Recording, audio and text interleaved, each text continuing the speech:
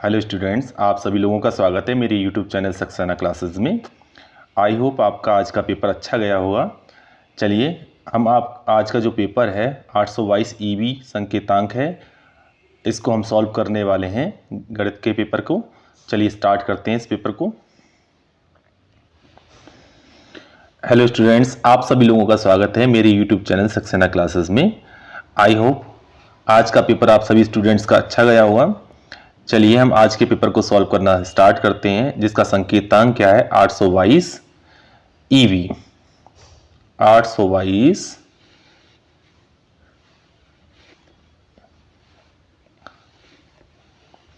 822 EV है। चलिए start करते हैं इस पेपर को सॉल्व करना। पहला क्वेश्चन आपका आता है कि कौन सहअवाच्य संख्याओं का युग्म है। अब इसमें कैसे पहचानेंगे कि सहअवाच्य संख्याएं कौन सी हैं? तो इसके लिए हमें क्या करना होगा, हम ऐसी दो संख्याओं को ढूंढेंगे जिनका मासा कितना हो, 1 हो। देखिए वैसे तो सभी का मासा 1 मिल जाएगा, लेकिन हमें मासा क्या ढूंढना है, 1 ही ढूंढना है। 1 के अलावा कोई दूसरा नंबर नहीं होना चाहिए। तो देखिए ऐसी कौन सी संख्याएं होंगी, जैसे 18 और 25 है। 18 के अगर हम गुणनखंड करेंगे तो कितना आएगा, 18 के गुणनखंड बनाएंगे तो 2 गुणा 3 गुणा 3 गुणा 1 कह सकते हैं। और 25 के अगर हम गुणनखंड करेंगे तो 25 के गुणनखंड बनेंगे 5 गुणा 5 गुणा 1। तो देखिए यहाँ 1 के अलावा कोई भी संख्या कॉमन नजर नहीं आ रही, तो इसका मासा क्या हो गया, 1 हो गया। 1 हो गया। इस हिसाब से ये जो जोड़ा है ये 18,25 का, ये सहअवाच्य संख्याओं का युग्म कहलाएगा। तो ऑप्शन नंबर हमारा कौन सा करेक्ट हो जाएगा, ए हो जाएगा। बी ऑप्शन देखिए, बी ऑप्शन में 5,15 दे रखा है, तो 5 के टुकड़े तो 5 गुणा 1 बनेंगे, लेकिन 15 के टुकड़े बनेंगे 5 गुणा 3 गुणा 1। तो 1 के अलावा यहां पर 5 संख्या भी हमको कॉमन दिख रही है, 5 गुणा 1, यानी कि इसका जो मासा निकल के आ रहा है वो कितना आ रहा है आपका, 5 आ रहा है। तो इस हिसाब से ये इसका सहअवाच्य संख्याओं का युग्म नहीं कहलाएगा। ऐसी 7 और 21 को देखें तो 7 तियां 21, ये भी नहीं बनेगा। और 31,93 को देखेंगे तो ये भी सहअवाच्य संख्या का युग्म नहीं बनेगा। तो इस हिसाब से हमारा कौन सा ऑप्शन करेक्ट हो जाता है, फर्स्ट नंबर का ऑप्शन आपका करेक्ट हो जाता है। चलिए नेक्स्ट क्वेश्चन है 144 के अभाज्य गुणनखंड में अभाज्य गुणनखंडों की घातों का योग बताना है। तो 144 के टुकड़े करिए, क्या बनेंगे, 144 को काटिए, 2 से काटिए, 2 सत्ते 14, 2 दूनी 4, फिर 2 से काटिए, 2 तियां 6, 2 छिक 12, फिर इसको 2 से काटिए, 2 एकम 2, 2 अट्ठे 16, फिर 2 से इसको काटिए, 2 नेम 18। अब इसको 3 से काटिए, 3 तियां 9 और 3 एकम 3। ठीक है, तो इसके 144 के जो टुकड़े बने आपके वो क्या बने, 144 के टुकड़े बने, 2 कितनी बार आ रहा है, 4 बार, 2 की घात 4 हो गया। और 3 कितनी बार आ रहा है, 3 2 बार आ रहा है, तो 3 की घात 2 हो गया। ठीक है, तो 2 भी एक अभाज्य संख्या क्या होती है और 3 भी क्या होती है, एक अभाज्य संख्या होती है। इसकी घात क्या है, 2 की घात क्या दिख रही है यहाँ पर हमको, 4 दिख रही है, और 3 की घात कितनी दिख रही है, 2 दिख रही है। तो हमें अभाज्य गुणनखंडों की घातों का योग ज्ञात करना है। तो घातों का जो योग आएगा निकल के आपका, घातों का योग 4 + 2। ठीक है, क्योंकि यहां घात कितनी है, 4 है, और यहां पर कितनी है, 2 है। तो इन दोनों को जोड़ेंगे तो कितना आ जाएगा, 6। तो इस हिसाब से हमारा आंसर कौन सा करेक्ट हो जाएगा, वी ऑप्शन इसका करेक्ट हो जाएगा। चलिए नेक्स्ट क्वेश्चन आपका है, m के किस मान के लिए समीकरण युग्म x - 2y = 3, 3x + my = 1 का एक अद्वितीय हल होगा। तो देखिए यहां से समीकरण 1 से अगर हम देखें तो a1 की वैल्यू कितनी मिलेगी हमें, x का गुणांक a1 कहलाएगा तो 1 है। b1 की वैल्यू कितनी मिलेगी, y का गुणांक b1 कहलाएगा तो वो मिलेगी -2। और जो बची हुई वैल्यू है c1 को, जब नंबर को इधर ट्रांसफर कर लेंगे तो -3 हो जाएगा, तो c1 की वैल्यू हो जाएगी आपकी -3। समीकरण 2 से a2 b2 c2 निकाल लीजिए। समीकरण 2 से x का गुणांक a2 कहलाएगा, वो है आपका 3, और दूसरा क्या है, y का गुणांक b2 कहलाएगा, तो b2 का मान कितना है, m है, और जो 1 को इधर ट्रांसफर कर लीजिए तो माइनस का 1 हो जाएगा, तो c2 की वैल्यू हो जाएगी आपकी -1। अद्वितीय हल के लिए हमारे पास एक फॉर्मूला क्या होता है, अद्वितीय हल के लिए कंडीशन क्या होती है हमारे पास, a1 बटे a2 बराबर नहीं होता है b1 बटे b2 के। ठीक है, तो a1 की वैल्यू कितनी है हमारे पास, यहाँ पर a1 की वैल्यू 1 और a2 की वैल्यू कितनी है, देखिए a1 की वैल्यू कितनी है 1 है और a2 की कितनी है 3 है, तो a2 की 3 रख दी हमने, बराबर नहीं है। b1 की वैल्यू कितनी है यहाँ पर -2 और b2 की वैल्यू कितनी है m है, m जब इनकी त्रिची गुणा करेंगे तो m बराबर आ जाएगा, m is not equal to -2 गुणा 3। ठीक है, तो m की वैल्यू कितनी हो जाएगी, नॉट इक्वल टू -6 के बराबर आएगी। तो m की वैल्यू कितनी आई, नॉट इक्वल टू -6। तो इस हिसाब से हमारा कौन सा ऑप्शन करेक्ट हो रहा है, ऑप्शन नंबर सी हमारा करेक्ट है। चलिए नेक्स्ट क्वेश्चन पर। नेक्स्ट क्वेश्चन क्या है, 2x + 3y बराबर 18 दे रखा है और दूसरी समीकरण दे रखी है हमें x - 2y = 2 है। तो समीकरण का हल क्या होगा, तो देखिए समीकरण का या तो इन दोनों समीकरण को हम हल करके देखें तब x y के मान निकाल के देखें, या दूसरा तरीका हमारे पास है कि जो वैल्यू हमें ऑप्शन में दे रखी है उस वैल्यू को किसी भी समीकरण में रख के देख लें, चाहे समीकरण 1 में रख के देख लें, चाहे समीकरण 2 में रख के देख लें। अगर ये वैल्यू समीकरण के मान को संतुष्ट करती है तो वही हमारा क्या हो जाएगा, आंसर हो जाएगा। तो देखिए पहले वाली वैल्यू को हम रख के देखते हैं समीकरण नंबर 1 में। समीकरण 1 हमारे पास क्या है, 2x + 3y बराबर 18 दे रखी है।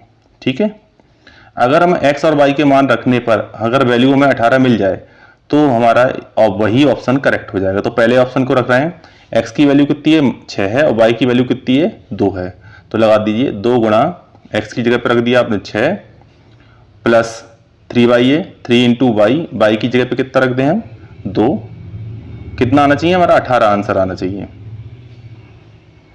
तो ये हो गया 6 दूनी 12 और 3 दूनी 6, 12 6 कितने होते हैं 18। ठीक है, पहली समीकरण को संतुष्ट कर रहा है, यही मान हमें दूसरी समीकरण को भी संतुष्ट करना चाहिए। दूसरी समीकरण हमारे पास क्या है, x - 2y = 2, यानी कि x और y की वैल्यू रखने के बाद आंसर कितना मिलना चाहिए, हमें 2 मिलना चाहिए। ठीक है, तो x की वैल्यू हम कितनी लगा रहे हैं यहाँ पर 6, x की वैल्यू कितनी लगा रहे हैं 6 -2 गुणा y की वैल्यू कितनी रख रहे हैं 2 रख रहे हैं। तो ये हल करेंगे तो कितना मिलेगा, 6 एकम 6 -2 दूनी 4, 6 में से 4 घटाएंगे कितना मिला 2, यहाँ देखिए 2 मिला और यहाँ पे कितना मिला 18 मिला, यानी कि दोनों मान वही मिल रहे हैं जो समीकरण में दे रखे हैं। तो इस हिसाब से हमारा ऑप्शन नंबर 1 क्या हो जाएगा, करेक्ट हो जाएगा। ठीक है, और भी रख के चेक करके देख सकते हैं, अगर एक ऑप्शन हमको करेक्ट मिल जाता है तो वही उसका क्या होगा, आंसर हो जाएगा। चलिए नेक्स्ट क्वेश्चन। नेक्स्ट क्वेश्चन है, k के किस मान के लिए रैखिक समीकरण युग्म x + ky = 1 और kx + y = k² के अनेक हल होंगे। तो वही मान पहले इनकी तुलना करेंगे हम, a1x + b1y + c1 = 0 से a2x + b2y + c2 = 0 से, यानी a1 b1 c1 की वैल्यू निकाल लेते हैं, b और a2 b2 और c2 की वैल्यू लिख लेते हैं। तो समीकरण 1 से देखते हैं, a1 की वैल्यू क्या होगी, x का गुणांक कितना है 1 है, तो a1 की वैल्यू 1 और b1 की वैल्यू कितनी होगी k होगी और c1 की वैल्यू क्या हो जाएगी यहाँ से -1 होगी। और समीकरण 2 से a2 की वैल्यू क्या होगी k होगी, b2 की वैल्यू क्या होगी 1 होगी और c2 की वैल्यू क्या होगी यहाँ से -k² होगी। अनेक हल के लिए कंडीशन क्या होती है हमारे पास, a1 बटे a2 का मान बराबर होता है b1 बटे b2 के, बराबर होता है c1 बटे c2 के। ठीक है, तो a1 बटे a2, a1 की वैल्यू कितनी है यहाँ से देखिए, a1 की वैल्यू यहाँ पर कितनी दिख रही है हमें 1 और a2 की कितनी है k, तो a1 की वैल्यू 1 बटे k, a2 की, b1 की कितनी है k यहाँ से देखिए और b2 की कितनी है 1 है, तो यहाँ पर 1 रख दीजिए, बराबर c1 बटे c2, तो -1 और -k²। ठीक है, इससे इसको काट दीजिए, किन्हीं भी दो फंक्शन को बराबर रख के हल करिए, इन दोनों को हम बराबर रख के हल कर लेते हैं। तो 1/k = k/1, त्रिची गुणा करें तो k की कैसे गुणा होकर k² हो गई और 1 से 1 की गुणा होकर 1 हो गया। जब k का मान निकालेंगे तो कितना आएगा +-1 आएगा, +-1 1। इस हिसाब से हमारा आंसर नंबर कौन सा करेक्ट दिख रहा है? बी ऑप्शन आपका करेक्ट हो जाएगा, बी ऑप्शन करेक्ट। चलिए नेक्स्ट क्वेश्चन पर। नेक्स्ट क्वेश्चन क्या है आपका? यदि 1/x² - 2 बराबर 1/7 है तो x का मान क्या होगा? यानी कि आपको देखा 1/x² - 2 बराबर 1/7 है। तिरछी गुणा कर लीजिए, क्रॉस मल्टीप्लाई, तो ये वैल्यू आएगी x² - 2 बराबर हो जाएगा 7। इस 2 को उठा के इधर ले जाइए तो x² बराबर हो जाएगा 7 + 2, ये जुड़ के 9 हो जाएगा, तो x² बराबर हो जाएगा 9। अब इसका वर्गमूल ले लीजिए तो x बराबर वैल्यू हो जाएगी +-3। इस हिसाब से आपका जो आंसर हो जाएगा वो सी नंबर ऑप्शन आपका करेक्ट हो जाएगा। चलिए नेक्स्ट क्वेश्चन पर। एक क्वेश्चन आपका क्या है? व्यास AB के एक वृत्त का केंद्र 2, -3 है तथा B का निर्देशांक 1,4 है, तो A का निर्देशांक आपको ज्ञात करना है। यानी ये एक वृत्त है, इस वृत्त का व्यास AB है और इसका केंद्र क्या है? आपका O है। ठीक है, A के निर्देशांक आपको कितने दे रखे हैं? A के तो आपको निकालने हैं, B के निर्देशांक आपको दे रखे हैं 1,4 और केंद्र O के निर्देशांक दे रखे हैं 2,-3 दे रखे हैं। A के निर्देशांक आपको ज्ञात करने, इसको अगर हम एक x, y मान लें या a, b कह दें, x, y कह दे रहे हैं हम यहाँ पर। ठीक है, या a, b कर लीजिए, फॉर्मूला लगाएंगे हम a, b। ठीक है, तो देखिए हम जानते हैं व्यास AB केंद्र जो होता है, व्यास AB का क्या कहलाएगा? मध्य बिंदु होगा। तो मध्य बिंदु O के निर्देशांक के लिए हमारे पास फॉर्मूला क्या होगा? मध्य बिंदु O के निर्देशांक बराबर आपका होगा x1 + x2 बटे 2, y1 + y2 बटे 2। ठीक है, अब x1, y1, x2, y2 किसको मानेंगे? देखिए ये आपका कहलाएगा आपका x1, इसको कहेंगे हम y1। ठीक है, और ये नंबर कहलाएगा आपका x2 और ये कहलाएगा आपका y2। ठीक है, तो लगा दीजिए वैल्यू रख देते हैं x1 की। देखिए इसके निर्देशांक तो हमको पता है 2,-3 है, 2, इसको तो यहाँ लगा दीजिए मध्य बिंदु के निर्देशांक। x1 की वैल्यू कितनी है? a है, और x2 की वैल्यू कितनी है? 1 है बटे 2। y1 की वैल्यू कितनी है? b है, और y2 की वैल्यू कितनी है? 4 है बटे 2। अब तुलना कर लीजिए, पहले वाली वैल्यू को पहले वाले के बराबर रख दीजिए, यानी कि ये वैल्यू इसके बराबर रख दीजिए और ये वाली वैल्यू इसके बराबर रख दीजिए। तो देखिए क्या आता है आपको निकल के,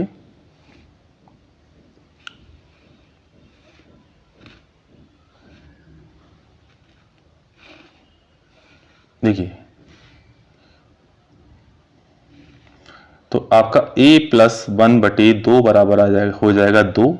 अब 2 को इधर पहुंचा दीजिए क्रॉस मल्टीप्लाई से, तो a + 1 बराबर हो जाएगा 2 दूनी 4, 1 को ट्रांसफर कर दीजिए तो a बराबर हो जाएगा 4 - 1, तो a की वैल्यू निकल कर आ जाएगी 3। अब b इसी प्रकार निकाल लो b की वैल्यू, तो b + 4 बराबर कितना हो जाएगा? बटे 2 बराबर कितना हो जाएगा? -3। तिरछी गुणा कर लीजिए इसमें, तो b + 4 बराबर हो जाएगा -3 × 2 यानी -6। इस 4 को उधर ले जाइए उठा के, तो b बराबर हो जाएगा -6 - 4, तो b की वैल्यू हो जाएगी -10। ठीक है, तो इस हिसाब से आपके जो निर्देशांक बनेंगे a, b थे, बिंदु A के निर्देशांक, A के निर्देशांक जो बनेंगे आपके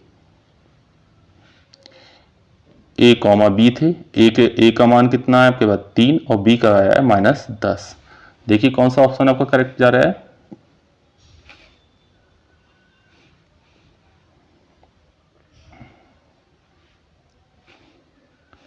ऑप्शन नंबर आपका कौन सा करेक्ट है? 3, -10, यानी डी ऑप्शन आपका करेक्ट हो जाता है। चलिए नेक्स्ट क्वेश्चन पर। नेक्स्ट क्वेश्चन क्या है? 3x² - 12x + k = 0 के मूल क्या है? बराबर है, तो k का मान बताना है। तो सबसे पहले इस समीकरण की तुलना, जैसे आपकी यह समीकरण 3x² - 12x प्लस के बराबर 0 दे रखा है। ठीक है, इस समीकरण की तुलना ax square plus b x plus c बराबर 0 से करेंगे तो a की वैल्यू हमें यहाँ से 3 मिल जाएगी और b की वैल्यू हमें माइनस की 12 मिल जाएगी और c की वैल्यू आपकी k हो जाएगी। जब मूल बराबर होते हैं तो उसका विविक्तर का मान क्या होता है 0। तो विविक्तर का फॉर्मूला क्या होता है बी स्क्वायर माइनस 4ac बराबर होता है ठीक है, तो बी स्क्वायर माइनस 4ac क्या हो जाएगा 0 के बराबर हो जाएगा। तो b की वैल्यू हमारे पास कितनी है -12 है, तो -12 का वर्ग 4, a की वैल्यू कितनी है 3 और c की वैल्यू आपके पास कितनी है k। ठीक है, 12 का वर्ग कितना होता है 144 और 4 3 12 के हो गया बराबर 0, माइनस के 12 के बराबर आपका कितना हो जाएगा माइनस के 144, माइनस से माइनस कट कर दीजिए तो के बराबर हो जाएगा 144/12, 12 से 144 को काटेंगे तो 12 12 144, तो के का मान कितना निकल कर आएगा हमारा 12 आ जाएगा।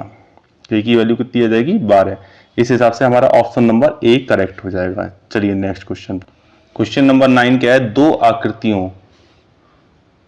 आकृतियां जिनके आकार समान हैं परंतु आमाप आवश्यक रूप से समान ना हो तो क्या कहलाती हैं। दो आकृतियां जिनकी माप दिखने में एक जैसी हो, ठीक है, लेकिन उनकी मापें इक्वल ना हो, जैसे त्रिभुज एबीसी है और ये त्रिभुज, एक त्रिभुज ये है पी क्यू आर, ये एबीसी है और ये आपका पी क्यू आर है। ठीक है, अब ये दिखने में क्या है एक जैसी है, ठीक है, यानी कि इनके कोण आपस में क्या होंगे, आपस में ये कोण क्या होंगे बराबर बना रहे होंगे, लेकिन इनकी जो मापें हैं ये वाली साइडें आपस में क्या होंगी इक्वल नहीं होंगी। तो इस प्रकार की आकृति को हम समरूप आकृति बोलते हैं। क्या बोलते हैं, समरूप आकृति। तो ये आपका ऑप्शन नंबर 20 से क्या हो जाएगा करेक्ट हो जाएगा। चलिए नेक्स्ट क्वेश्चन पर, नेक्स्ट क्वेश्चन है, यदि दो समरूप त्रिभुजों की संगत भुजाओं का अनुपात 3:5 के अनुपात में हो तो उनके क्षेत्रफलों का अनुपात ज्ञात कीजिए। तो समरूप त्रिभुज मान के चलो, एक समरूप त्रिभुज क्या है, एक एबीसी त्रिभुज है और दूसरा त्रिभुज क्या है पी क्यू आर है, पी क्यू आर है। ठीक है, इनकी संगत ए बी संगत है पी क्यू के, एसी संगत है पी आर के और बीसी संगत है क्यू आर के। ठीक है, तो इनकी भुजाओं का अनुपात क्या होता है, समान अनुपात में होता है अगर ये समरूप है तब। तो A B upon P Q के बराबर होगा, B C upon Q R का अनुपात बराबर होगा ए सी बटे पी आर के, यानी कि इनकी भुजाओं संगत भुजाओं का अनुपात आपस में क्या होगा बराबर होगा। इनके क्षेत्रफल का अनुपात निकालें तो त्रिभुज एबीसी का क्षेत्रफल बटे त्रिभुज पी क्यू आर का क्षेत्रफल भुजाओं के वर्गों के अनुपात के बराबर होगा। तो कोई सी भी भुजा ले सकते हैं आप, ए बी बटे पी क्यू ले लेते हैं, इनका वर्ग कर दीजिए, इनके बराबर होगा। अब ए बी बटे पी क्यू ये वैल्यू हमको अनुपात इन्होंने दे रखा है 3:5 है, तो 3/5 है, तो यहाँ पर हम वैल्यू लगा दें 3/5 का क्या हो जाएगा वर्ग हो जाएगा। 3 का वर्ग होता है 9 और 5 का वर्ग होता है 25, तो इसका आंसर हो जाएगा 9:25। तो पहला ऑप्शन आपका करेक्ट हो जाएगा। चलिए नेक्स्ट क्वेश्चन, नेक्स्ट क्वेश्चन आपका क्या है, यदि किसी त्रिभुज की भुजाएं 3 सेंटीमीटर 4 सेंटीमीटर 5 सेंटीमीटर हो तो वह त्रिभुज क्या होगा। तो त्रिभुज पहचानने के लिए हम क्या करते हैं, बड़ी वाली भुजा का वर्ग करते हैं और शेष दोनों छोटी भुजाओं के वर्ग करके उनको क्या कर लेते हैं जोड़ लेते हैं। अगर वो वैल्यू आपस में बराबर हो जाती है तो समकोण त्रिभुज होता है, कम रहती है तो न्यूनकोण त्रिभुज होता है, ज्यादा रहती है तो अधिक कोण त्रिभुज होता है। ठीक है, तो हम पहले सबसे बड़ी भुजा इसमें कौन सी है 5 सेंटीमीटर है, तो 5 का वर्ग करेंगे हम तो कितना हो जाएगा 25। ठीक है, और छोटी दो भुजाएं कौन सी है, एक 3 है, 3 का वर्ग प्लस और दूसरी भुजा कितनी है 4, 4 का वर्ग, 3 का वर्ग हो गया 9 और 4 का वर्ग होता है 16 और 16 और 9 कितने होते हैं 25। ये वाली भुजा और ये वाली भुजा का मान आपस में क्या आ गया बराबर आ गया। तो हम कह सकते हैं कैसा त्रिभुज होगा, एक समकोण त्रिभुज होगा, यानी बड़ी भुजा का वर्ग शेष दोनों भुजाओं के वर्गों के योग के बराबर मिल जाए तो वह त्रिभुज क्या होता है, समकोण त्रिभुज कहलाता है। चलिए नेक्स्ट क्वेश्चन पर, नेक्स्ट क्वेश्चन आपका क्या है, दो समरूप त्रिभुजों के परिमाप दे रखे हैं 10 सेंटीमीटर और 15 सेंटीमीटर, इनके क्षेत्रफलों का अनुपात ज्ञात करना है। जैसे अभी हमने बताया था दो त्रिभुज हैं, एक त्रिभुज आपका ABC है और दूसरा त्रिभुज आपका PQR अगर हो, PQR है, तो इसमें क्या क्या चीज बराबर होती है, इनकी भुजाओं का अनुपात क्या होता है, बराबर होता है AB बटे PQ, संगत भुजाओं का, ये संगत इसके है AB के, यानी AB संगत PQ है, BC के संगत QR है और AC के संगत आपका PR वाली साइड हो तब, तो AB बटे PQ, BC बटे QR और AC बटे PR के बराबर होगी। साथ ही इनका परिमाप भी क्या होता है आपस में, परिमापों का अनुपात भी आपस में क्या होता है, बराबर होता है। यानी परिमाप क्या बनेगा त्रिभुज ABC का, तो AB plus BC plus CA यानी तीनों भुजाओं का योग। और त्रिभुज PQR का परिमाप क्या होगा, PQ plus QR plus PR। ठीक है, ये हमको दिया हुआ है, ये कितना दे रखा है इन्होंने, त्रिभुज ABC का परिमाप 10 सेंटीमीटर है तो यहाँ पर 10 लिख सकते हैं, और इसका परिमाप कितना है 15 सेंटीमीटर, तो इसे हम 15 ले सकते हैं। इन्हें काट सकते दीजिए, 5 दूनी 10, 5 तियां 15, यानी कि 2/3 हो गया इनका अनुपात, भुजाओं का अनुपात। ठीक है, तो क्षेत्रफलों का अनुपात कैसे निकालेंगे, तो त्रिभुज ABC का क्षेत्रफल बटे त्रिभुज PQR का क्षेत्रफल, इनकी भुजाओं के वर्गों के अनुपात में होगा। तो भुजाएं कौन सी होंगी इसकी, AB बटे PQ, कोई भी एक भुजा का अनुपात ले लीजिए का वर्ग, तो AB बटे PQ का मान अभी हमने कितना निकाला है 2/3, तो 2/3 का वर्ग कर दीजिए, तो 2 का वर्ग हो गया 4 और 3 का होता है 9, तो इनका अनुपात बनेगा 4:9। तो ऑप्शन नंबर आपका कौन सा करेक्ट दिख रहा है, ऑप्शन नंबर आपको करेक्ट दिख रहा है B, 4:9। चलिए नेक्स्ट क्वेश्चन पर। नेक्स्ट क्वेश्चन क्या है आपका, tan थीटा बराबर दे रखा है 8/15, तो cosec थीटा की वैल्यू आपको बतानी है। तो इसके लिए हम क्या करेंगे, समकोण त्रिभुज का प्रयोग करेंगे इसको ज्ञात करने के लिए।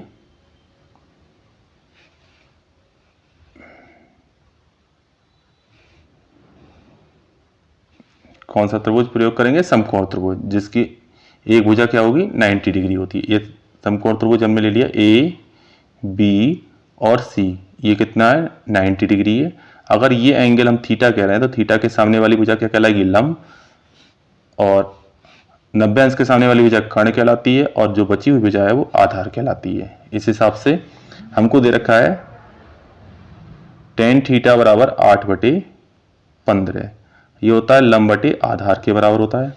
तो लंब वाली साइड आपकी कितनी हो गई, 8 हो गई, तो ये आपकी साइड कितनी हो गई 8, आधार कितनी हो गई आपकी 15 हो गई, यहाँ से कितनी हो गई 15।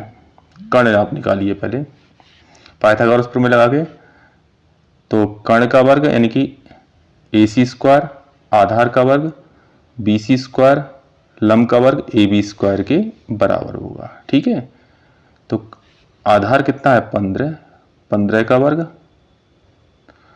लंब कितना है 8, 8 का वर्ग, और 15 का वर्ग कितना होता है 225 होता है, 8 का वर्ग कितना होता है 64 होता है, दोनों को जोड़िए कितना आता है, तो AC² बराबर कितना आएगा 5 और 4 9 और 6 2 8, यानी कि 289 आया AC² बराबर। अब इसका वर्गमूल निकाल लीजिए, तो AC का मान हो जाएगा आपका 17 सेंटीमीटर, यानी K की वैल्यू कितनी आ गई आपकी 17 आ गई। ठीक है, निकालना क्या आपको cosec थीटा, cosec थीटा बराबर क्या होता है आपका, cosec थीटा बराबर होता है कर्ण बटे लंब, कर्ण बटे लंब। तो कर्ण कितना है आपका 17 और लंब कितना है आपका 8 है। ठीक है, तो 17/8 आंसर हो जाएगा इसका। तो ऑप्शन नंबर आपको कौन सा करेक्ट दिख रहा है, ए नंबर का ऑप्शन करेक्ट दिखाई दे रहा है। चलिए नेक्स्ट क्वेश्चन पर। नेक्स्ट क्वेश्चन आपका क्या है, यदि 2 cosec 3 थीटा बराबर 1 है तो थीटा का मान आपको बताना है। तो इसको कैसे सॉल्व करेंगे, 2 cosec cos 3 थीटा बराबर दे रखा है 1 को ले जाइए नीचे इसके, तो cos 3 थीटा बराबर बचेगा आपका 1/2। अब हम क्या करेंगे, cos में चेक करेंगे कि 1/2 किसकी वैल्यू होती है। तो हम जानते हैं cos में 1/2 cos 60 की वैल्यू होती है, cos 60 की। अब ये cos से cos कैंसिल आउट हो गया तो 3 थीटा बराबर बचा आपका 60 डिग्री। अब थीटा बराबर कितना बचेगा 60/3, 3 से काट दीजिए, 3 दूनी 6 यानी कि 20 डिग्री। थीटा की वैल्यू कितनी हो जाएगी 20 डिग्री हो जाएगी। 20 कौन से में आंसर दिख रहा है, सी नंबर ऑप्शन आपका क्या है करेक्ट हो जाएगा। चलिए नेक्स्ट क्वेश्चन। देखिए इसमें दो वृत्तों की परिधियों का अनुपात दे रखा है, 3:2 है, उनके क्षेत्रफलों का अनुपात ज्ञात करना है। परिधियों का अनुपात यानी कि पहले वृत्त की परिधि क्या होगी 2πr1 बटे दूसरे वृत्त की परिधि 2πr2 बराबर दे रखा है 3:2 मतलब 3/2। 2π से 2π कैंसिल आउट हो जाएगा तो r1/r2 कितना हो जाएगा 3/2 हो गया। इसको इक्वेशन नंबर 1 मान लीजिए। क्षेत्रफलों का अनुपात पूछा है तो पहले वृत्त का क्षेत्रफल a1 कह देते हैं, दूसरे वृत्त के क्षेत्रफल को a2 कह देते हैं। तो वृत्त का क्षेत्रफल क्या होता है πr² होता है, तो पहले वृत्त का क्षेत्रफल πr1² हो जाएगा और दूसरे वृत्त का क्षेत्रफल क्या हो जाएगा πr2²। तो पाई से पाई कट गया, यहाँ बचा r1² तो एक ही ब्रैकेट के अंदर लिख लेते हैं r1/r2 का होल स्क्वायर बना लेते हैं। समीकरण 1 से देखें तो r1/r2 की वैल्यू कितनी है 3/2 है, तो यहाँ पर रख देते हैं 3/2। इसका स्क्वायर है तो इस पर भी स्क्वायर चढ़ा देते हैं। 3 का स्क्वायर कितना हो गया 9 और 2 का स्क्वायर कितना हो गया 4, तो इस हिसाब से इसका जो अनुपात बनेगा 9:4 इसका हो जाएगा आंसर। तो कौन सा ऑप्शन करेक्ट दिख रहा है हमको, डी नंबर का ऑप्शन हमको करेक्ट दिखाई दे रहा है। चलिए नेक्स्ट क्वेश्चन पर। नेक्स्ट क्वेश्चन आपका है, यदि एक समान त्रिज्या r के दो अर्धगोलों को उनके आधारों से जोड़ा जाता है तो नए बने ठोस का वक्रपृष्ठीय क्षेत्रफल क्या होगा। यानी कि एक अर्धगोला ये है आपका और दूसरा अर्धगोला ये है, दोनों के आधारों को एक दूसरे से मिलाकर रख देते हैं तो क्या बन जाता है एक गोला बनेगा। क्या बनेगा गोला। उस गोले का वक्रपृष्ठ क्या होता है, वो होता है आपका 4πr² होता है। तो इस तरह से इसका आंसर क्या हो जाएगा 16 का 1 करेक्ट हो जाएगा आंसर। चलिए नेक्स्ट क्वेश्चन पर। नेक्स्ट क्वेश्चन क्या है, निम्नलिखित में से कौन केंद्रीय प्रवृत्ति की माप नहीं है। तो देखिए माध्य भी केंद्रीय प्रवृत्ति की माप होता है, माध्य का भी होता है और बहुलक भी होता है। कौन सा नहीं होता, मानक विचलन नहीं होता है। इसलिए ऑप्शन नंबर आपका कौन सा करेक्ट हो जाएगा, डी करेक्ट हो जाएगा। नेक्स्ट क्वेश्चन पर आइए। 1 से 9 तक की प्राकृतिक संख्याओं का समांतर माध्य होगा। 1 से लेकर 9 तक की प्राकृतिक संख्या कौन कौन सी होंगी, 1 होगा, 2 होगा, 3 होगी, 4 होगी, 5 होगी, 6 होगी, 7 होगी, 8 होगी और 9 होगी। और समांतर माध्य का फॉर्मूला क्या होता है, पदों का योग, यानी x बराबर सिग्मा x/n। ठीक है, सब पदों को जोड़िए, 1 + 2 + 3 + 4 + 5 + 6 + 7 + 8 + 9। कितने पद संख्याएं हैं टोटल, 9 है। ठीक है, इन सबको जोड़िए कितना आता है, 2 और 1 3 और 3 6 और 4 10, 10 और 5 15, 15 6 21, 21 और 7 28, 28 और 8 36, 36 और 9 45। कितना हो गया 45/9। इसको काटिए, 9 पंजे 45। ठीक है, तो आंसर कितना हो गया 5। ऑप्शन नंबर कौन सा करेक्ट हो गया, ए। चलिए नेक्स्ट क्वेश्चन पर। नेक्स्ट क्वेश्चन क्या है, यदि किसी बारंबारता बंटन की माध्यिका 16 है और माध्य कितना है 15 है तो उसका बहुलक कितना होगा। तो इसके लिए फॉर्मूला होता है बहुलक बराबर होता है 3 गुणा माध्यिका माइनस 2 गुणा माध्य, 2 गुणा माध्य। अब माध्यिका हमको कितनी दे रखी है यहाँ पर 16 है, तो 3 गुणा 16 माइनस माध्य कितना है 15 है तो 2 गुणा 15, 16 3 48 और 15 दूनी 30। 48 में से 30 घटा देंगे कितना बचेगा 18 बचेगा। तो ऑप्शन नंबर बी आपका करेक्ट हो जाता है। चलिए नेक्स्ट क्वेश्चन पर। नेक्स्ट क्वेश्चन आपका क्या है, प्रथम 10 प्राकृतिक संख्याओं की माध्यिका होगी। प्रथम 10 प्राकृतिक संख्याएं, प्रथम 10 प्राकृतिक संख्याएं कौन कौन सी होती हैं, 1 से स्टार्ट होती हैं प्राकृतिक संख्याएं। तो 1 2 3 4 5 6 7 8 9 और 10। ठीक है, ये 10 प्राकृतिक संख्याएं हैं, इनकी माध्यिका। तो n बराबर कितना है हमारे पास 10 दे रखा है। और 10 कैसी संख्या होती है, सम संख्या होती है कि 2 से कट जाती है और 2 से कटने वाली संख्याएं क्या कहलाती हैं आपकी, सम संख्याएं कहलाती हैं। तो माध्यिका के लिए, सम संख्या के लिए हमारे पास फॉर्मूला क्या होता है, n/2 वे पद का मान प्लस n/2 प्लस 1 वे पद का मान, ठीक है, बटे 2, पूरे का बटे 2। n कितना है, 10 है, तो 10/2 वे पद का मान प्लस 10/2 प्लस 1 वे पद का मान बटे 2। ठीक है, इसको और सॉल्व करिए। इसे काटेंगे, 2 पंजे 10, 5वें पद का, 2 पंजे 10 यानी 5 और 1 छठवें पद का। तो 5वें पद का मान कितना है हमारे पास, यहां से काउंट कर लीजिए, 1 2 3 4 5। 5वें पद का मान 5 है और छठे पद का मान 6 है। तो 5 यहां पर हम क्या लिखेंगे,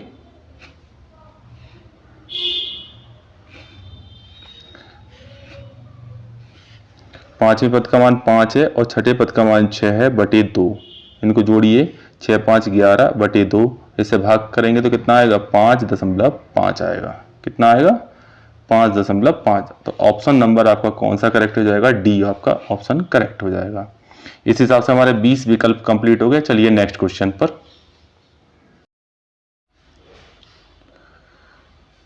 नेक्स्ट क्वेश्चन आपका है, सिद्ध कीजिए कि 5 प्लस √3 एक अपरमेय संख्या हुई। जब भी हमें अपरमेय संख्या सिद्ध करने को दी जाए तो हम उसको पहले परमेय मानते हैं। जैसे कि 5 प्लस √3 कैसे मान लेंगे, हम एक परमेय संख्या मान लेंगे। क्या मान लेंगे, और परमेय संख्या। और परमेय संख्या किस रूप की होती है, अंश बटे हर, यानी p/q टाइप की होती है, जहां q का मान क्या नहीं होना चाहिए, 0 नहीं होना चाहिए, हर 0 नहीं होना चाहिए। अब क्या करेंगे हम, नहीं 5 प्लस √3 बराबर आपका हो गया p/q हो गया। इस 5 को उठाकर हम इधर ले जाते हैं, तो √3 बराबर हो जाएगा p/q माइनस 5। देखिए ये क्या है, आपकी परमेय संख्या है। क्या है, परमेय संख्या है। और 5 के नीचे अगर हम 1 मान लें तो ये भी p/q के रूप की संख्या हो गई, तो ये भी क्या हो जाएगी, एक परमेय संख्या हो जाएगी, माइनस परमेय संख्या। और परमेय संख्या में से अगर हम परमेय संख्या घटाएंगे तो हमें क्या मिलेगी, एक परमेय संख्या ही मिलेगी। क्या मिलेगी, परमेय संख्या मिलेगी। तो यहां ध्यान से देखिए, यहां पर हमारी क्या लिखी हुई है, अपरमेय संख्या लिखी हुई है। क्या लिखी हुई है,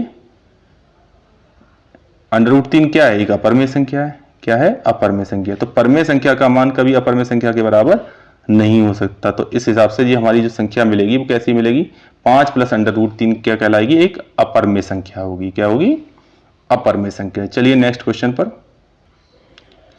नेक्स्ट क्वेश्चन क्या है, cos, यदि cos a बराबर √3/2 है, sin 2a का मान हमें बताना है।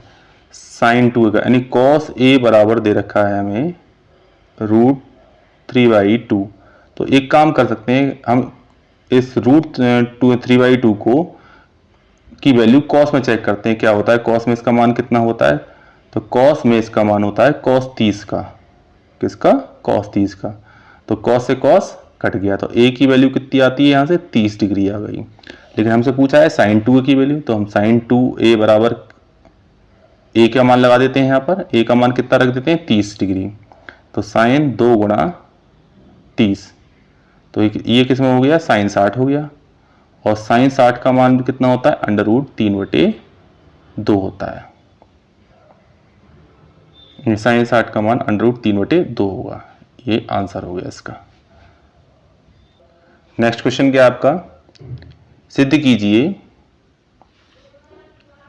कि बेलन के आयतन का 2 गुना उसके वक्रपृष्ठ और आधार की त्रिज्या के गुणनफल के बराबर होता है। बेलन का आयतन क्या होता है भाई, बेलन का आयतन होता है πr²h। ठीक है, और बेलन का वक्रपृष्ठ क्या होता है, बेलन का वक्रपृष्ठ होता है 2πrh, और त्रिज्या तो r है ही। तो सवाल में क्या बोला गया, बेलन के आयतन का दोगुना, बेलन के आयतन का अगर हम दुगना करें तो क्या बनेगा, 2πr² बनेगा। ठीक है, और बेलन का वक्रपृष्ठ कितना है, 2πrh है, और उसमें कितनी त्रिज्या की गुणा कर दें यानी r की, तो ये वाला मान इस वाले मान के क्या हो जाएगा, बराबर हो जाएगा। यहां रख के देखिए अलग से, इस तरह से रखिए इसको, बेलन के आयतन का क्या कर दें, दुगना, 2 गुणा बेलन का आयतन, बेलन का आयतन, आयतन क्या हो जाएगा, 2 गुणा आयतन कितना है, πr²h। ठीक है, और बेलन का वक्रपृष्ठ क्या है, बेलन का वक्रपृष्ठ गुणा त्रिज्या करें, बेलन का वक्रपृष्ठ गुणा त्रिज्या करें, तो बेलन का वक्रपृष्ठ कितना होता है, 2πrh होता है, और त्रिज्या क्या है, r, तो r की r से गुणा होकर क्या बनेगा, r² हो जाएगा, 2πr²h। तो देखिए समीकरण 1 का मान और समीकरण 2 का मान क्या हो रहा है, बराबर हो रहे हैं। तो हमारा सिद्ध हो गया कि बेलन का आयतन का दुगना 2 गुणा बेलन का आयतन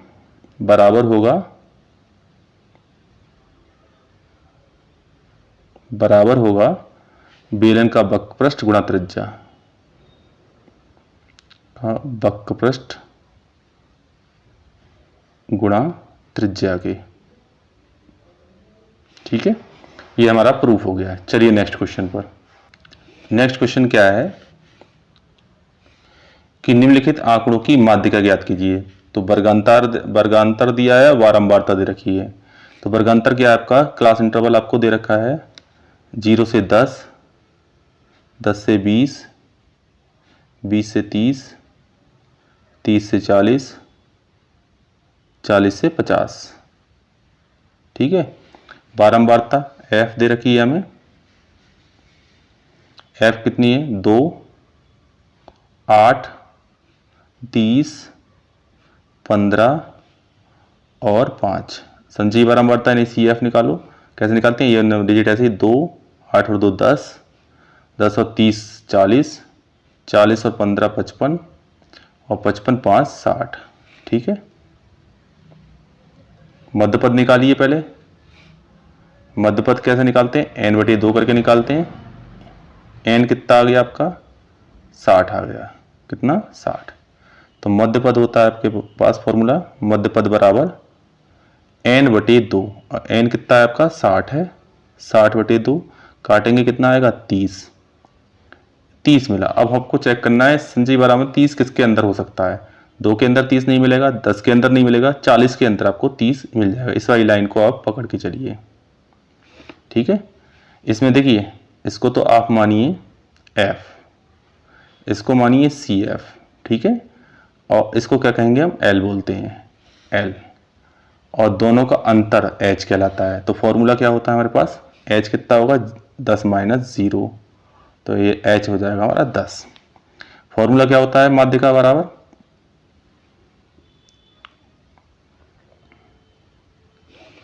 फॉर्मूला होता है माध्यिका बराबर L + n/2 - CF/F गुणा h। ठीक है, L हमारे पास कितना है, 20 है, n/2 अभी हमने निकाला 30, CF हमारे पास कितना है, 10, और F कितना है हमारे पास, 30 है, और H कितना है, दोनों का अंतर 10 है। एक 0 से एक 0 काट दीजिए, तो यहाँ पर कितना हो जाएगा, 20 प्लस 30 में से 10 घटाएंगे तो कितना हो जाएगा, 20/3। इसको भाग करेंगे 3 से तो ये आएगा आपका 6.6 से आता रहेगा 6.67। दोनों को जोड़ लेंगे तो 26.67 आपका क्या हो जाएगा, आंसर हो जाएगा। ठीक है, तो माध्यिका कितनी आ जाएगी आपकी, 26.67। चलिए नेक्स्ट क्वेश्चन पर। नेक्स्ट क्वेश्चन है, उस बिंदु के निर्देशांक ज्ञात कीजिए जो बिंदु -1,7 और 4,-3 को मिलाने वाले रेखाखंड को 2:3 के अनुपात में काटता है। तो एक रेखाखंड आपका इस प्रकार है, एक रेखाखंड ये है आपका, ठीक है।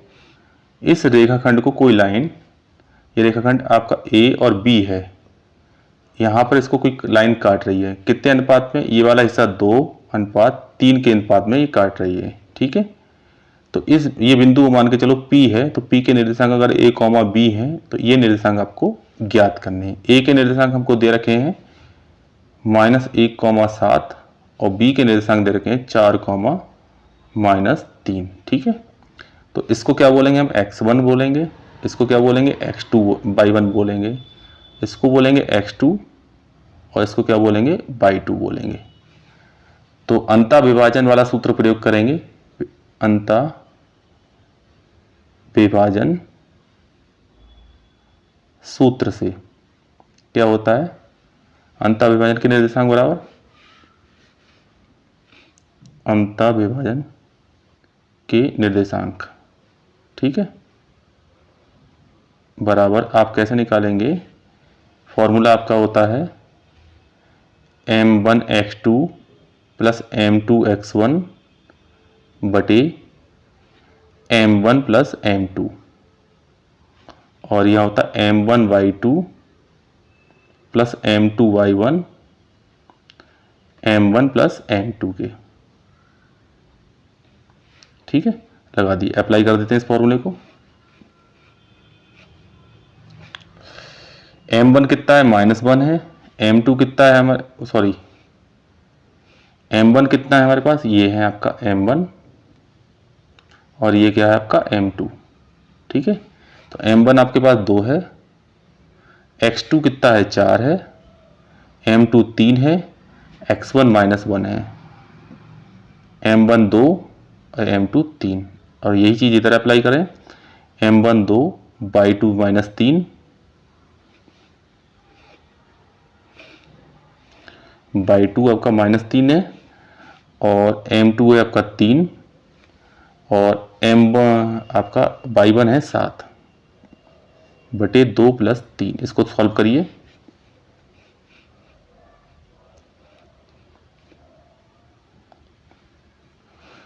इसको सॉल्व करते हैं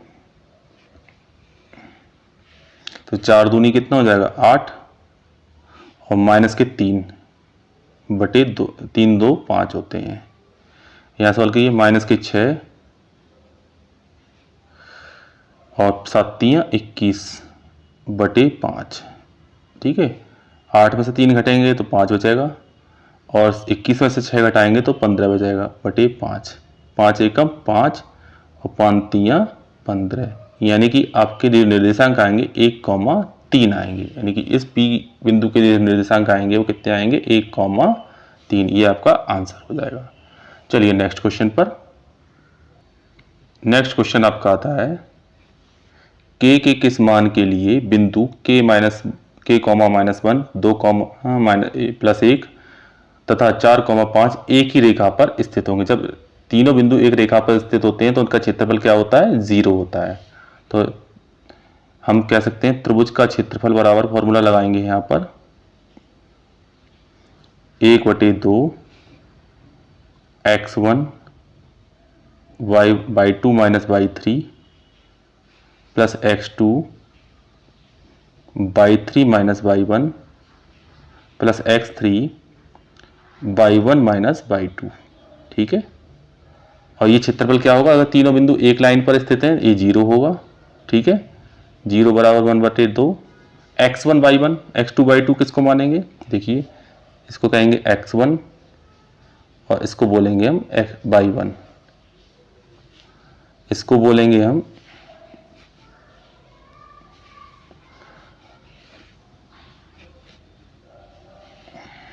और ये आपका कहलाएगा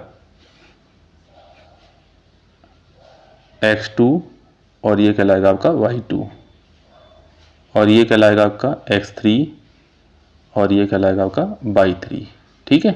तो वैल्यू लगा दीजिए। x1 कितना है? यहाँ पर k है, y2 कितना है? 1 है, और y3 कितना है? 5 है। x2 कितना है? यहाँ पर 2 है, y3 कितना है? 5, और y1 में -1 तो प्लस k1 हो जाएगा, x3 कितना है 4, y1 है -1 और y2 है वो भी -1 हो जाएगा।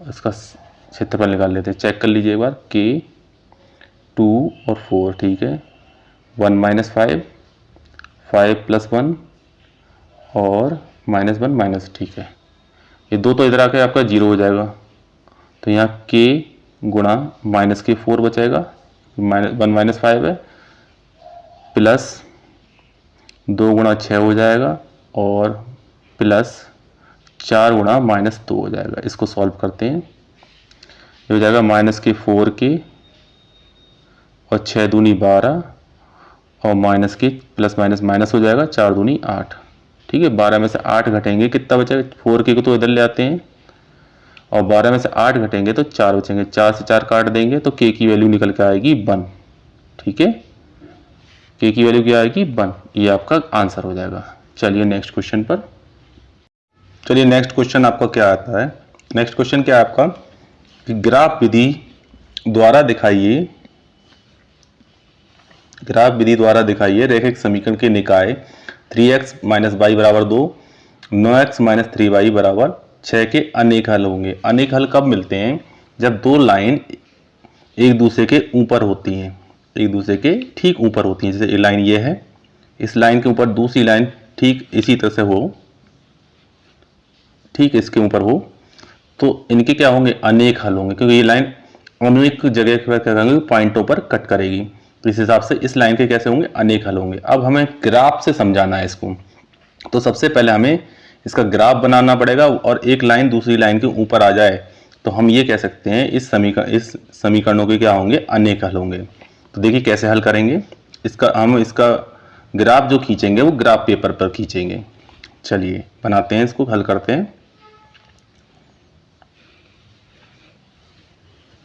देखिए क्या होगा, पहली समीकरण क्या है आपके पास, 3x - y = 2 है, तो y के पदों में, x के पदों में y का मान निकालेंगे तो y को तो ले जाते हैं, तो -y बराबर हो जाएगा 2 - 3x, माइनस की गुणा कर दीजिए तो y बराबर हो जाएगा 3x - 2, समीकरण नंबर 1। अभी किससे चार्ट बना लीजिए, यहाँ पर x लिखिए और यहाँ पर y, और y का मान कितना है 3x - 2, ठीक है। अगर हम x की वैल्यू 0 रखेंगे तो y की वैल्यू हमें कितनी मिलेगी, तो x की जगह हम यहाँ पर 0 रखेंगे, 3 गुणा 0 तो 0 और -2 तो -2 मिलेगी y की वैल्यू। अगर 1 रखते हैं तो 3 एकम 3, 3 में से 2 घटाएंगे तो y की वैल्यू कितनी आ जाएगी, 1 आएगी, ठीक है। अब दूसरे वाले से भी यही काम करेंगे हम, क्या है 9x - 3y = 6, ठीक है। अब यहाँ से भी x के पदों में y का मान निकालते हैं तो -3y बराबर हो जाएगा 6 - 9x, -3 से डिवाइड कर दीजिए समीकरण को, तो माइनस के 3 दूनी 6 होंगे, तो -2 प्लस के 3x, ठीक है। तो समीकरण बनेगी y बराबर 3x - 2, ये समीकरण नंबर 2 बन जाएगी। इससे भी एक चार्ट बनाइए, चार्ट बनाएंगे, यहाँ x लिखेंगे, यहाँ y, और y का मान कितना है 3x - 2, ठीक है। x की वैल्यू अगर हम 0 रखते हैं तो y की वैल्यू कितनी मिलेगी हमें, y की वैल्यू मिल जाएगी -2, और y की वैल्यू अगर हम 2 रखते हैं, 3 दूनी 6, 6 में से 2 घटाएंगे तो 4 मिलेगा, ठीक है। चलिए अब ग्राफ कैसे बनाना है, ग्राफ बनाने के लिए 2 लाइनें हम यूज करेंगे, x अक्ष और y अक्ष का। ये आपकी कौन सी कहलाएगी, x अक्ष, और ये कहलाएगी आपकी y अक्ष, ठीक है, y अक्ष। इस पॉइंट आप ले लेंगे 1 2 3 4 5, और इधर -1 -2, ठीक है, और -3, और इस पर लेंगे हम +1 +2 +3 +4, ठीक है, -1 -2 -3 -4, इस तरह से पहला पॉइंट हमारा क्या है, 0, एक्स पर तो 0, बाई पर -2, एक्स पर 0, बाई पर -2, तो ये पॉइंट आपका मिलेगा 0, -2। दूसरा पॉइंट आप देखिए कहां पर है, दूसरा पॉइंट है 1, एक्स पर भी 1, बाई पर भी 1, तो ये मिलेगा आपको 1, ठीक है। अब इसको आप लाइन जब मिलाएंगे, एक स्ट्रेट लाइन आएगी, ये भी इस तरह से ये लाइन जाएगी।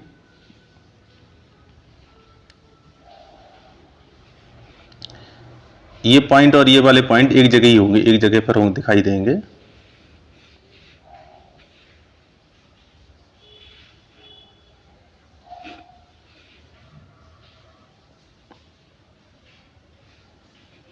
ये पॉइंट आपको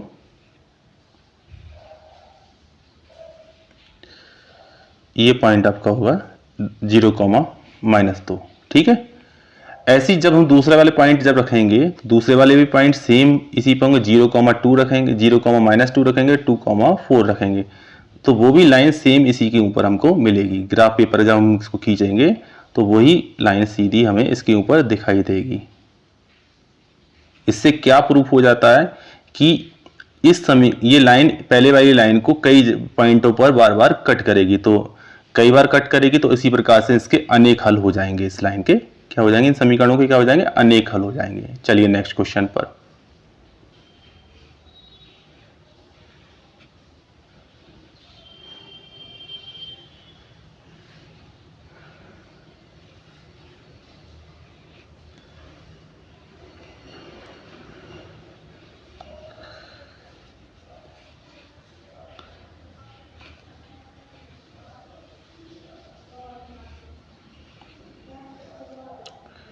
नेक्स्ट क्वेश्चन है, 2 अंकों से बनी किसी संख्या के अंकों का गुणनफल, अंकों का योग 9 है। यदि संख्या के अंक उलट दिए जाएं तो नई संख्या बनने वाली मूल संख्या से 27 अधिक होगी। तो देखिए क्या है, हम क्या करते हैं, संख्या बनाने के लिए दहाई का अंक को हम मान लेते हैं x, दहाई का अंक बराबर हो गया आपका x, और इकाई के अंक को y मान लेते हैं। इकाई का अंक y, तो संख्या कैसे बनती लिखी जाती है, संख्या बराबर होता है 10 गुणा दहाई का अंक,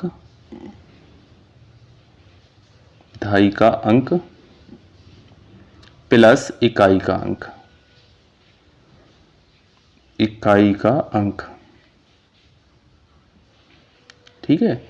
दहाई का अंक क्या है आपके पास, x है, तो 10x, और इकाई का अंक क्या है आपके पास, y है, क्या है, y है, तो 10x प्लस y संख्या हो गई। और 10x प्लस y हो गई। अब अंकों का योग, सवाल में क्या दे रखा है, अंकों का योग 9 है, तो समीकरण इसको तो एक कर रहे हैं, ये मूल संख्या हो गई आपकी, तो x प्लस y,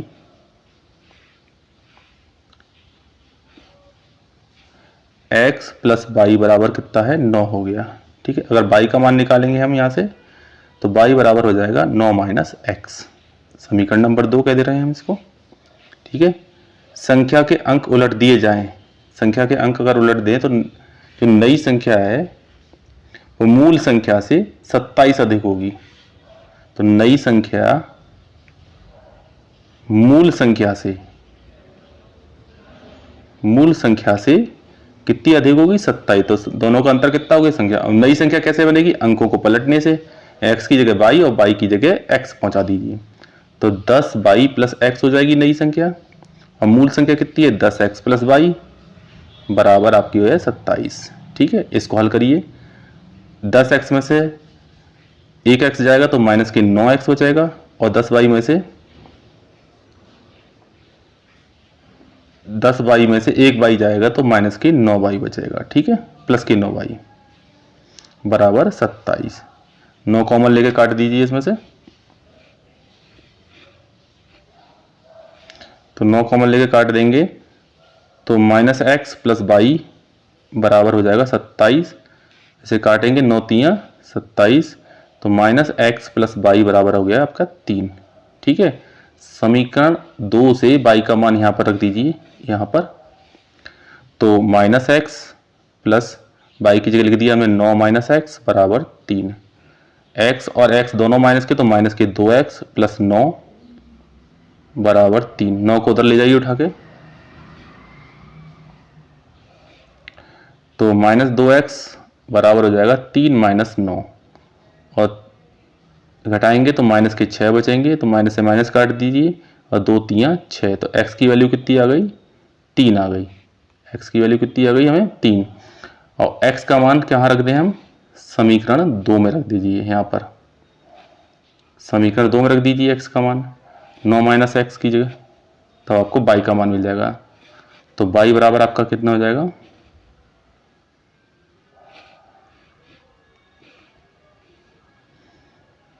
y बराबर है 9 माइनस एक्स, और y बराबर हो जाएगा 9 माइनस 3, तो y की वैल्यू कितनी हो गई? 6। x की 3, y की 6। संख्या क्या हो जाएगी?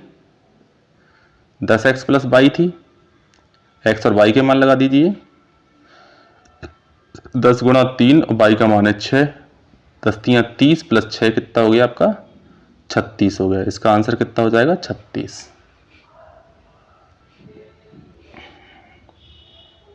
नेक्स्ट क्वेश्चन क्या है आपका?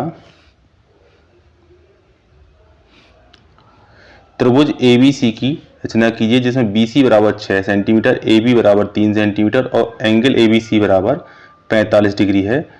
समरूप त्रिभुज एक समरूप त्रिभुज ABC की रचना करनी है जिसकी संगत भुजाएं त्रिभुज ABC की 3/4 हों। रचना संक्षेप में आपको लिखनी भी है। तो करना क्या है? सबसे पहले त्रिभुज ABC बनाइए। त्रिभुज ABC बनाने के लिए आपको सबसे पहले लाइन कौन सी खींचनी पड़ेगी? BC। सबसे पहले आप लाइन कौन सी खींचेंगे? इसमें BC खींचेंगे। BC आपने लाइन खींच दी, ठीक है। कितनी? 6 सेंटीमीटर। ये 6 सेंटीमीटर आपने लाइन खींच दी। और B पर आप कितना डिग्री का कोण बनाएंगे? 45 डिग्री का। 45 डिग्री का कोण बनाने के लिए आपको 90 डिग्री का कोण बनाना पड़ेगा सबसे पहले। तो 90 डिग्री का कोण कैसे बनता है? 90 डिग्री का कोण बनाने के लिए पहले एक चाप लगाएंगे आप, ठीक है। एक प्रकार की नोक को यहाँ पर रखेंगे और यहाँ से एक चाप लगाएंगे, और फिर प्रकार की नोक को उठाकर यहाँ पर रख लेंगे और एक चाप यहाँ पर काटेगा। फिर प्रकार की नोक को यहाँ पर रखेंगे इस पॉइंट पर, फिर ये चाप यहाँ पर काटेगा। अब प्रकार की नोक को यहाँ रखकर थोड़े से प्रकार की दूरी को खोल लेंगे और वो चाप यहाँ पर काटेगा। दूसरे प्रकार की नोक को इस पॉइंट पर रखेंगे और इसको यहाँ पर काटेगा। इस तरह से ये 90 डिग्री का एंगल बन जाएगा। अब इस 90 डिग्री का जब एंगल बन जाता है तो इस कोण का आधा कर देंगे। आधा कैसे कर देंगे? प्रकार की नोक यहाँ रखेंगे, एक चाप लगाएंगे इधर इस साइड में, दूसरी बार प्रकार की नोक को यहाँ रखेंगे और एक चाप यहाँ लगाएंगे, ठीक है। और इसको हम क्या करेंगे? एक लाइन खींच देंगे जहां पर ये काट रहे हैं,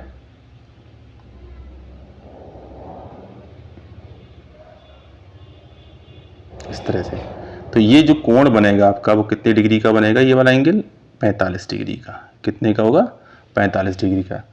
तो एंगल ABC 45 डिग्री हो और AB ये आपकी कौन सी साइड थी? B और C थी। ये कितनी थी? 6 सेंटीमीटर खींची थी आपने। अब AB आपको चाहिए अब 3 सेंटीमीटर, तो A और B के बीच की दूरी कितनी रहनी है? 3 सेंटीमीटर। तो यहाँ प्रकार की नोक यहाँ रखकर 3 सेंटीमीटर का एक चाप लगा लेंगे और इसको किससे मिला देंगे? C से मिला देंगे। कौन से पॉइंट से मिला देंगे? ये दूरी कितनी हो जाएगी? 3 सेंटीमीटर रहेगी। इसको किससे मिला देंगे? C पॉइंट से मिला देंगे। C पॉइंट से मिला दीजिए तो ये आपका त्रिभुज बन जाएगा ABC। अब इसके बाद हमको क्या काम करना है? B से हम न्यून कोण बनाती हुई एक रेखा खींचेंगे। न्यून कोण बनाती हुई रेखा खींचेंगे।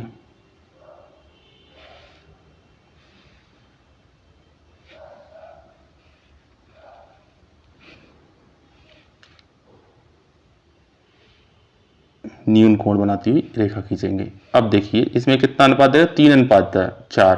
तो इस लाइन को हम 4 बराबर भागों में बांट लेंगे। प्रकार में कुछ दूरी भरेंगे और इसके 4 पॉइंट लगा लेंगे बराबर दूरी से, 1 2 3 और 1 4, ठीक है। 3:4 में बांटना है हमको। तो लास्ट वाले को, इसको, इस पॉइंट को क्या बोलेंगे, B1 बोलेंगे, इसे B2 बोलेंगे, इसको B3 बोलेंगे और इसको B4 बोलेंगे। ठीक है, लास्ट वाले पॉइंट को C से मिला देंगे। B4 वाले पॉइंट को किससे मिला देंगे हम, C से।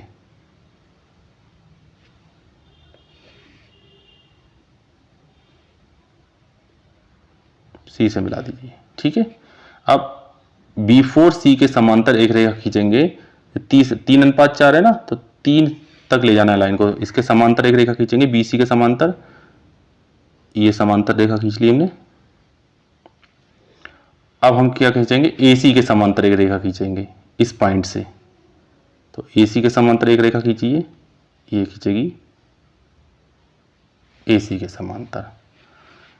इस पॉइंट को हम क्या बोलेंगे, A' बोलेंगे। इसको क्या बोलेंगे हम, इस पॉइंट को बोलेंगे C'। तो ये जो आपका त्रिभुज बनेगा A', B, C', एक समरूप त्रिभुज होगा ABC के। इसी प्रकार हम इसके रचना के चरण लिख लेंगे। ठीक है, चलिए नेक्स्ट क्वेश्चन पर। नेक्स्ट क्वेश्चन है आपके पास कि यदि चित्र में BD लंब है AC पर, BD कौन सी है, ये दिख रही है आपको, BD लंब किस पर है, AC पर, और CE लंब है AB पर, CE ये वाली साइड है और लंब किस पर, AB पर है। तब हमें ये दोनों त्रिभुज, कौन कौन से त्रिभुज,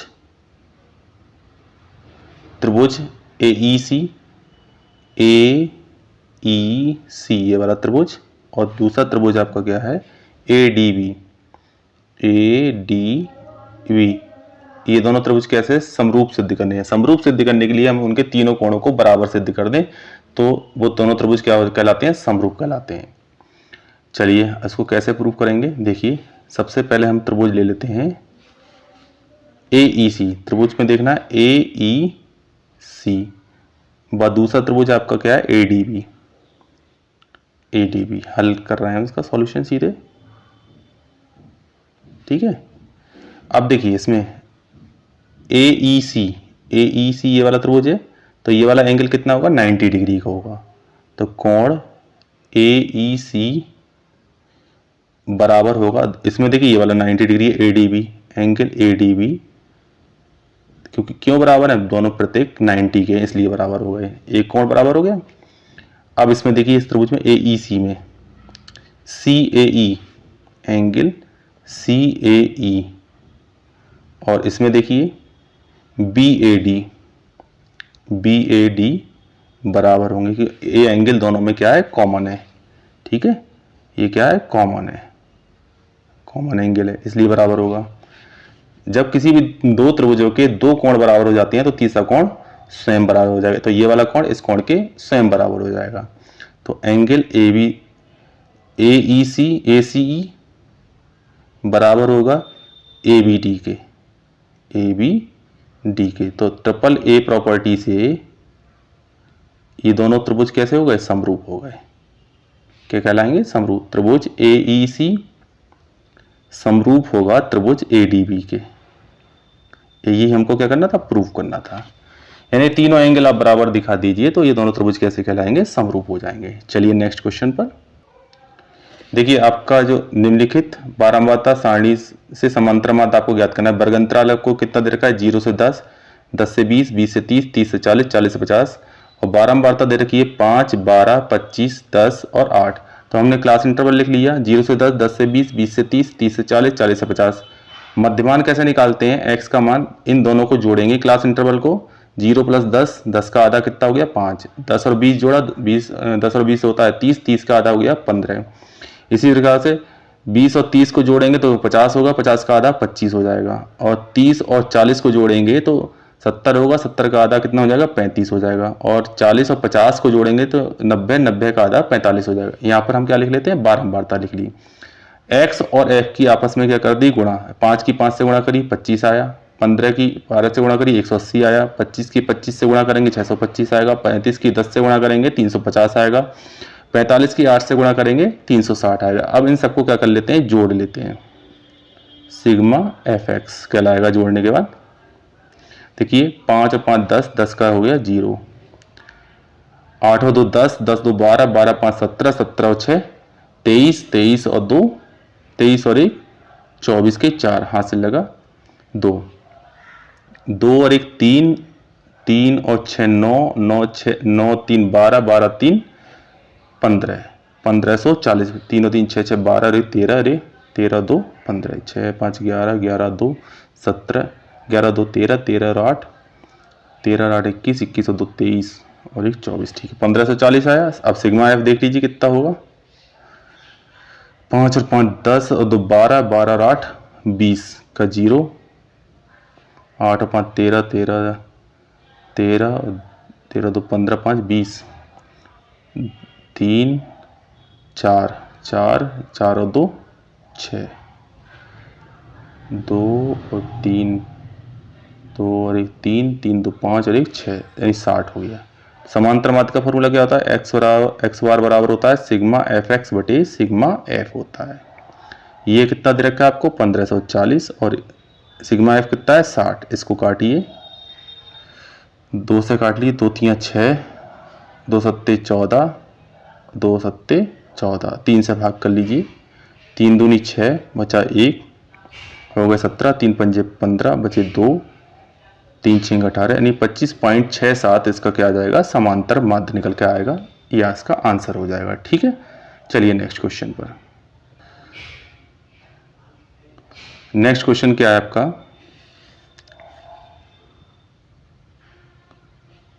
नेक्स्ट क्वेश्चन है निम्नलिखित आंकड़ों से बहुलक की गणना करनी है। निम्नलिखित आंकड़ों से यानी कि वर्ग अंतराल आपको दे रखा है, क्लास इंटरवल दे रखा है आपको 1 से 3, 3 से 5, 5 से 7, 7 से 9, 9 से 11।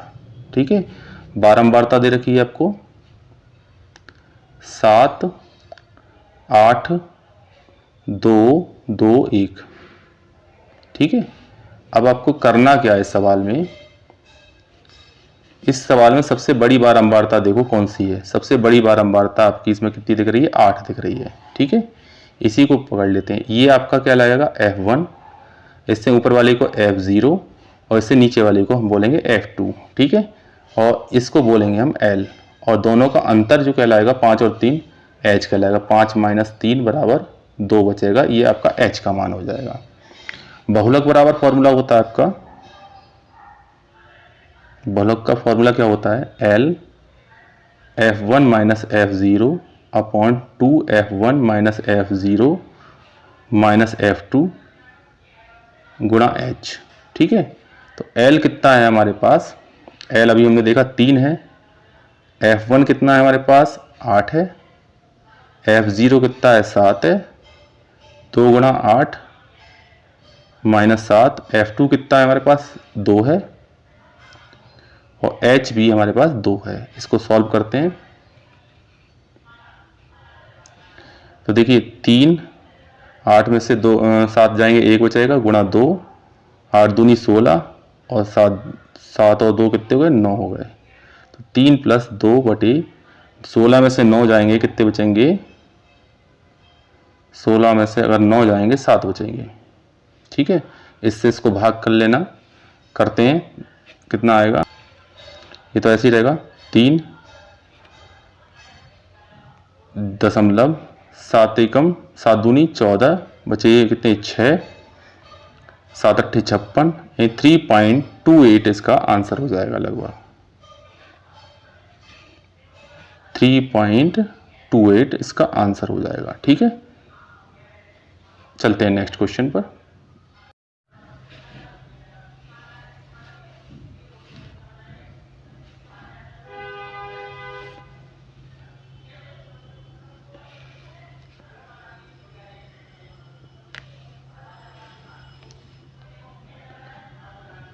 क्वेश्चन है आपका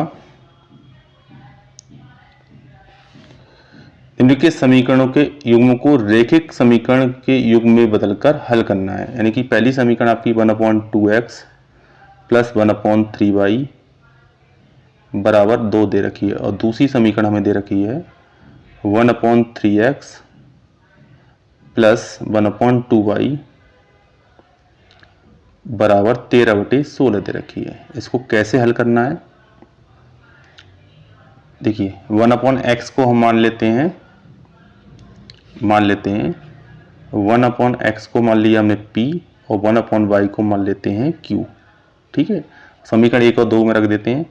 तो समीकरण 1 में अप्लाई करते हैं 1/2p हो जाएगा, 1/3q हो जाएगा और बराबर 2 हो जाएगा। ठीक है, इसका एलसीएम ले लेते हैं थोड़ा सा, 3 दूनी 6, तो ये हो जाएगा 3p प्लस 2q बराबर 2 और इसको तिरछी गुणा कर लेते हैं तो 3p प्लस 2q बराबर आएगा 6 दूनी 12। इस 12 को भी इधर ट्रांसफर कर लिए, 3p प्लस 2q माइनस 12 बराबर 0। इसको समीकरण नंबर 3 बोल देते हैं। अगली समीकरण को हल करते हैं। समीकरण 2 से क्या बनेगा आपका, समीकरण 2 से आपका बनेगा 1/3p प्लस 1/2q बराबर 13/16। इनका भी एलसीएम लीजिए, 6 बनेगा तो ये होगा 2p प्लस 3q बराबर 13/16। इसे काटिए, 2 3 6, 2 8 16।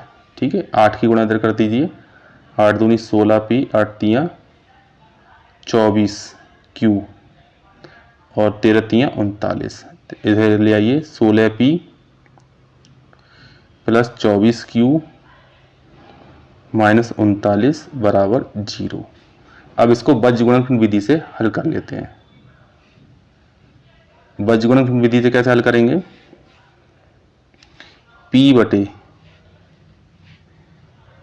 p को छुपा लीजिए तो q की वैल्यू लिखिए यहाँ से 2 और उसके नीचे 16। ठीक है, और इधर कितनी है -12 और ये हो गया आपका p को छुपाया आपने 3 2 और सॉरी फिर से लिखता है,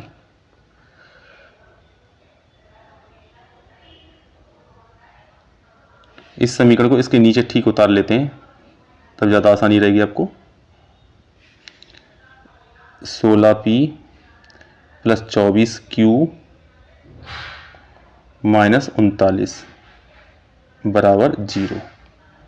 इसको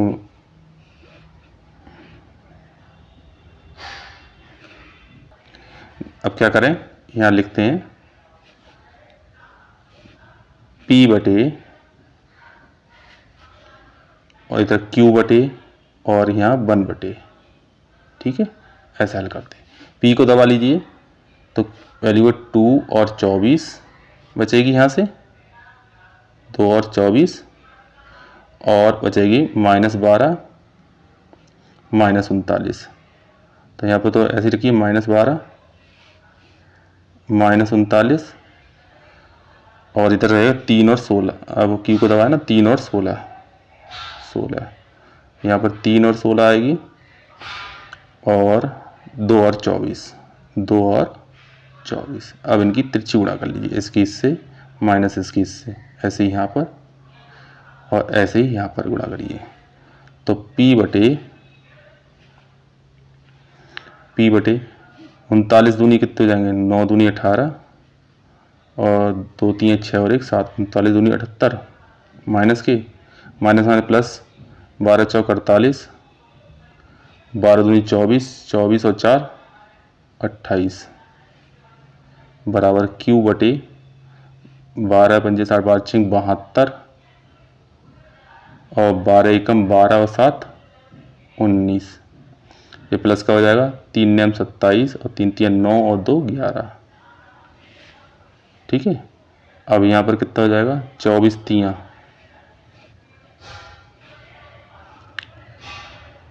3 कितने होंगे, 72, 3 चौक 12, 3 दूनी 6 और 1 7 माइनस 16 दूनी 32। इसको और हल करिए, p बटे 288 में से 78 घटा दीजिए, 210 बचेंगे, 8 में से 8 गए 0, 8 में 7 गए 1, 210 और यहाँ पे कितना बचेगा, q बटे 12 में से 7 गए 5, 8 में से 1 गया 7 75 और यहाँ पे कितना बचेगा 40।